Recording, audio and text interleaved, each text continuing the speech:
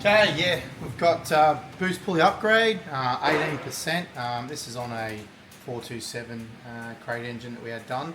It's only got the little 1900 blower on top. Basically, we've left it there. That's a good increase. It was about 480 before that, so it was worthwhile doing. We're going to be out of fuel pump now, so we'll leave that there until the owner decides to go E85. We can put another fuel system in it and get it going. So hope you like it, Tom, and yeah.